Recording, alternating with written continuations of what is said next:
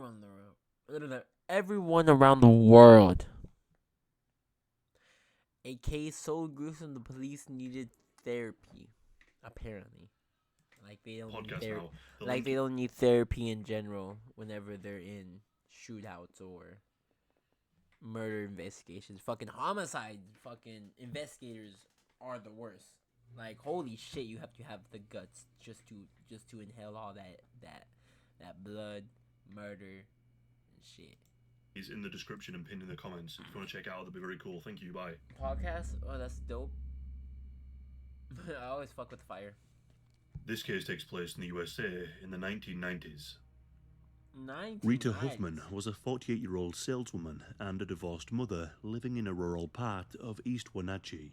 She was described as a friendly and hard-working mother. Rita shared her home with her younger daughter Mandy. Her personal life was stable, and she had a boyfriend at the time. Nothing appeared to be out of the ordinary in the days before what happened. Rita's daughter Mandy was 15 at the time. Mandy was a popular girl at school. She played on a softball team and was known as an outgoing, athletic girl with a bright smile. In the spring of 1995, she was finishing the school year and was looking forward to a summer break. But it was also around this time that a 25-year-old man drifted into the city in Washington and rented a place just a few blocks from Rita Huffman's home. This man had no known relationship with Rita or Mandy. They never knew he existed. Unbeknownst to them, however, the stranger in their vicinity had taken a dark interest in their family. This man secretly watched the Huffmans for weeks, studying their habits as he indulged in violent fantasies of himself as a werewolf stalking his prey. One apparent vulnerability in the Huffman household was a sliding glass door at the back of their house. They left this door unlocked. The family lived in a Werewolf, bro. Okay, hold on. Werewolf. What? Twilight? Pause? Like, what are we talking about? safe, semi-rural neighborhood, and they didn't obsess over safety. It was somewhat of a different time. And of course, there were no obvious warning signs. On the evening of the 12th of April 1995, Rita spoke with her boyfriend on the phone at around 10 p.m., and according to him, nothing seemed amiss during the conversation, which tragically was their last conversation. However, sometime after 11 p.m., as the mother and daughter were winding down for the night, this unknown man set his plan in motion. Using the unlocked rear door, the intruder slipped into the Huffman house. First of all, why do you have your sliding door unlocked? I don't care how safe you think you are. Lock that shit. Okay?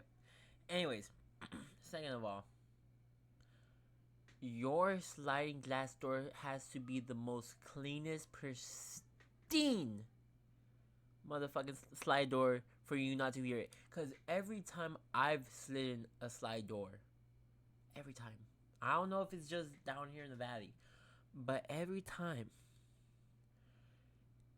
it just be like,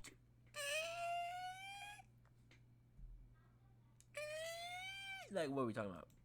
Under the cover of darkness, the neighbors heard nothing. Inside the Huffman household, Rita and Mandy were in separate rooms. Rita was relaxing in the living room when this man approached her, brandishing a knife and wearing a ski mask. Before she could even make any noise, the killer ambushed her and repeatedly stabbed her at least 31 times, mainly to the upper chest and the neck. With Rita's Why? life fading, the killer headed upstairs to find Mandy. The Oh, killer he's going for wasn't the as stealthy the second time. he's He going for the never got the double. chance to deploy an attack out of the blue.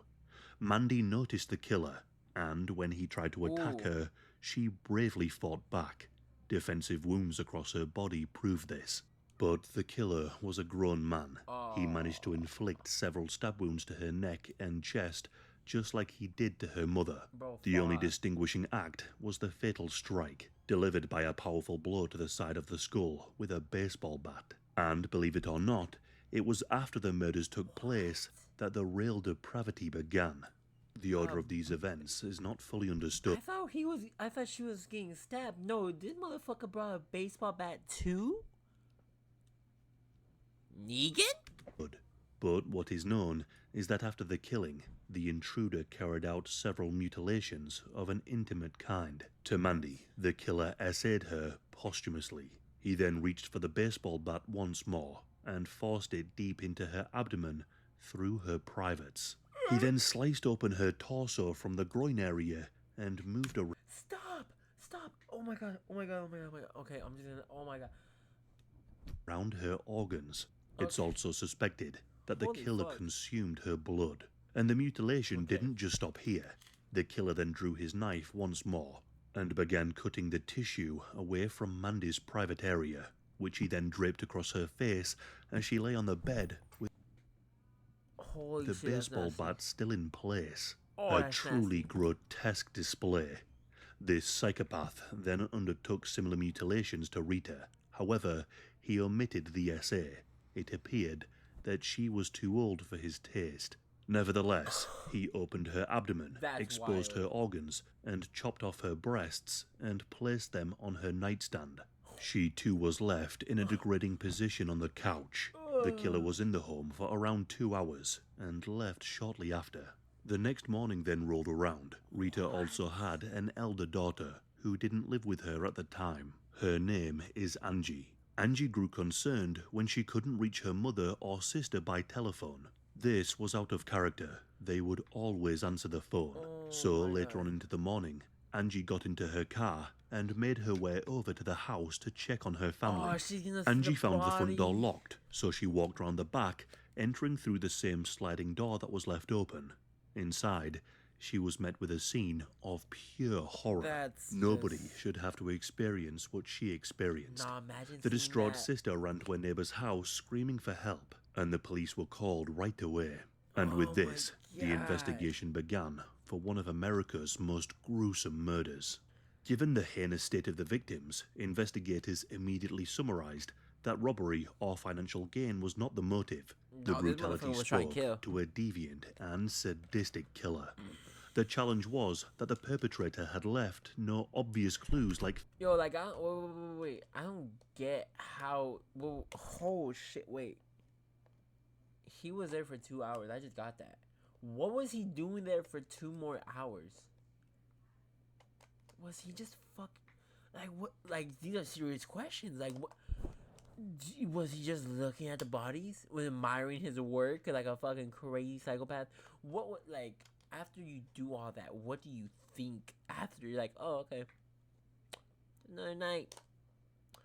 Just another night. Let me go back home and go play some Minecraft. Like, what are we talking about? fingerprints or known DNA in the home.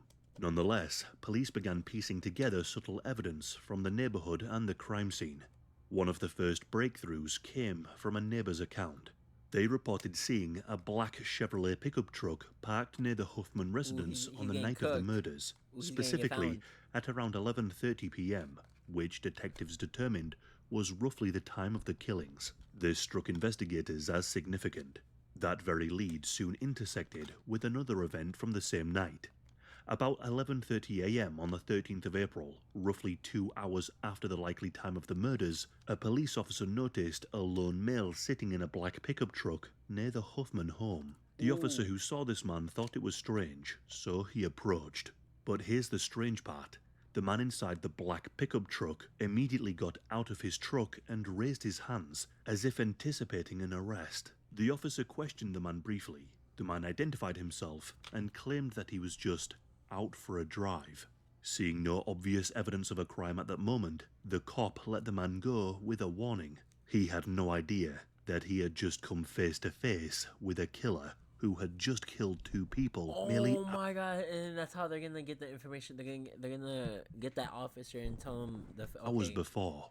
This information immediately elevated the unknown pickup driver to a person of interest in the double homicide. The suspect was soon identified as a 25-year-old man who had recently moved to the area. However, there wasn't enough evidence to arrest him just yet, so authorities Enough discreetly evidence. placed him under 24-hour surveillance. What more evidence can you do? Like, his fingernails have to be filled to the brim with their blood. Like, ripping out their organs? Like, he might be crazy enough to use his hands. While forensic work was underway, investigators then began digging into the suspect's background. They learned that he was staying in a rented basement room only a short drive away from the Huffman house. A woman who lived in the same residence told the police that on the night of the murders, this man had left the house at around 11 p.m. and did not return until 2 a.m. The timeline neatly fit into the window of the crime. As surveillance continued, detectives also obtained a search warrant to gather physical evidence. During the trailing of this man, officers observed him discarding a piece of clothing. This piece of clothing was a ski mask, soaked in what appeared to be blood. They retrieved it and found that the blood on the mask matched one of the Huffman victims. And notably, the blood was saturated around the mouth area of the mask, suggesting that the wearer had pressed his mouth to a wound, leading investigators to think that this man had drank their blood. On the 14th of April, just 2 days after the murder, investigators made another crucial discovery. A 12-inch kitchen blade was found hidden in a garbage can outside the hall where the suspect's truck had been seen by the officer. The knife had dried blood all over it, and it was missing from a set in the Huffman's home kitchen knife block. This was the murder weapon. The police now had more than enough evidence to arrest this man, so, on the 19th of April, 1995, a team of officers approached the suspect's residence and arrested him without incident. The man, now in custody, was identified as Jack Owen Spellman III. Who? The third? Who? But who was he?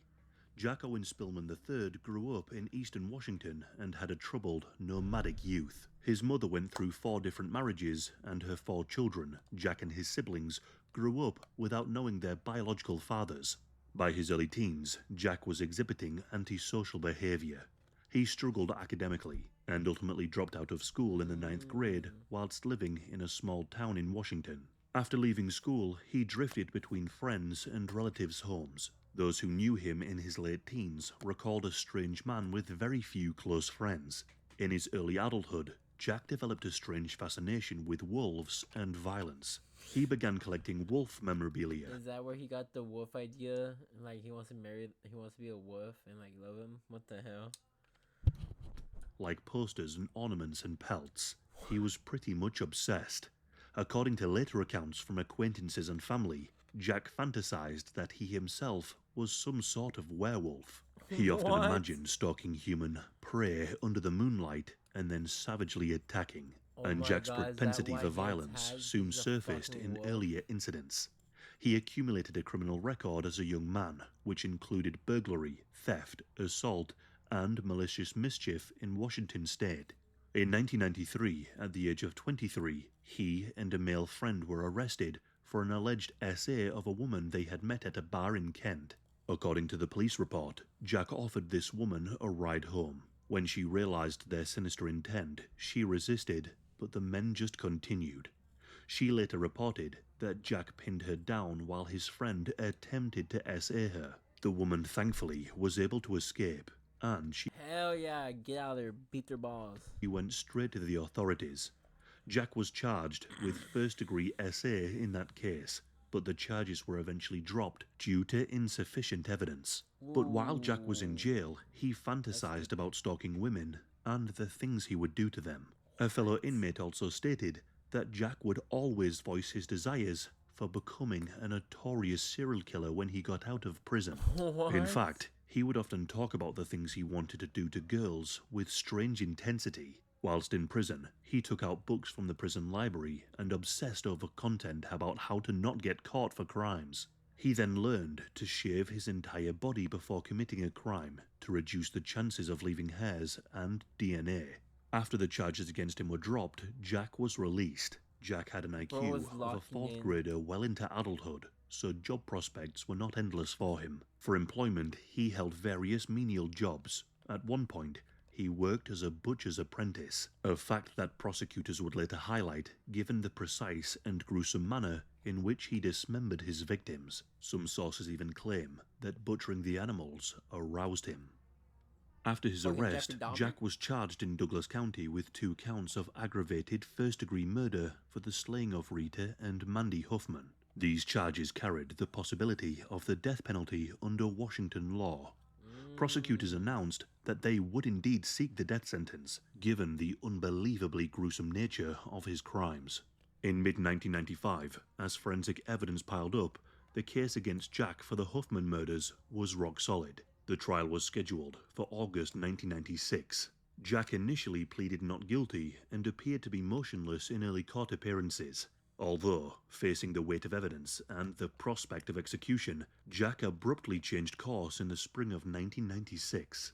Just 4 months before his trial was set to begin, Jack Owen Spillman III entered a plea agreement with the prosecutors. He agreed to plead guilty to all charges in exchange for the state dropping its pursuit of the death penalty. But then, in an extremely surprising development, Jack admitted to another murder. Oh, wait, what? For reasons that remain somewhat unclear, Jack voluntarily confessed to the murder of another victim, 9-year-old Penny Davis. In September of 1994, A little child. Penny told her brother that she was going to go out for a walk, but that she wouldn't stray too far from home. However, Penny did not return home that day. She was later discovered on the 28th of March 1995 in a shallow grave. Up until that point, Penny's case had remained officially unsolved, but as part of the plea deal, he admitted his guilt in Penny's case as well, thereby resolving that case without a separate trial. Jack's admission regarding Penny Davis caught some in law enforcement off guard. Authorities had suspected his involvement as he did live in the same building as Penny at the time, but they lacked any direct evidence to indict him. Jack offered no detailed account of how he killed Penny, and her remains were too decomposed to determine the exact cause of death, and Jack just refused to elaborate, perhaps due to the level of depravity. Having said that, investigators did know Holy. that Penny's body had been posed in a grotesque way, similar to the Huffman victims.